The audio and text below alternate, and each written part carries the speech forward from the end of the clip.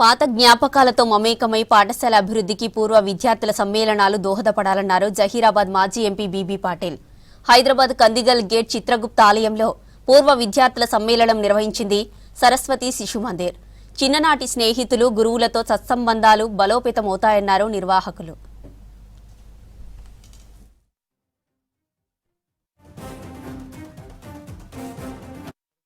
मंदिर की स्थापना 1952 में गोरखपुर में नानाजी देशमुख के फाउंडर के तहत हुआ है।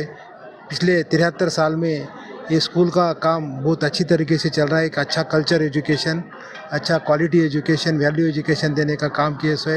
एक अच्छा सोच लेके स्कूल में से बाहर आने वाले सभी बच्चे एक अच्छा भारत, अच्छा देश बनाने के, देशभक्ति के बारे में काम करने के लिए आगे आ रहे हैं। इसलिए मैं सबको भी एक और एक बार बधाई देना चाहता हूँ। डेफिनेटली एक अच्छा सोच, अच्छा कार्यक्रम लेके जो आगे सभी लोग बढ़ रहे, इसके लिए सभी तरह का सपोर्ट मिलना चाहिए। और ये ऑर्गेनाइजेशन और इससे ज़्यादा बनाएंगे तो आने वाले दिनों में एक अच्छे आचार विचार, एक अच्छे कल्चर के साथ लोगों में एक अच्छे सोच आके जो देश की जो उन्नति है, देश की जो आज का जो प्रगति है। సరస్వతి విద్యాపీఠము ఈ రాష్ట్రంలో 200 పాఠశాలలు నిర్వహిస్తున్నది.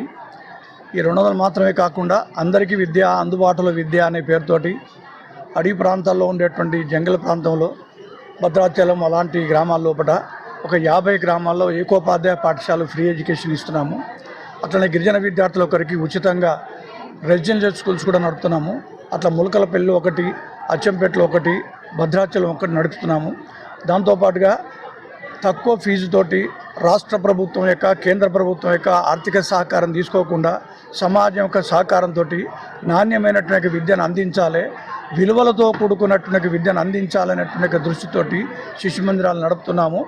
అట్లానే ఈ మధ్యలో హైదరాబాద్లో కూడా కొన్ని అయినా సరే పెద్ద స్కూళ్ళు ఉండాలి అనేటువంటి ఉన్నత వర్గాల వాళ్ళ పిల్లలకి సంస్కారాలు అందట్లేదు అని వాళ్ళు కోరుకున్న కారణంగా హైదరాబాద్లో శ్రీ విద్యారణ్య ఇంటర్నేషనల్ స్కూల్ అనే పేరుతోటి ఒక సిబిఎస్ఈ స్కూల్ పెట్టాము. అట్లా నాదర్గుల్లో కూడా విద్యాభారతి విజ్ఞాన కేంద్ర అనే పేరుతోటి సిబిఎస్ఈ స్కూల్ పెట్టాం.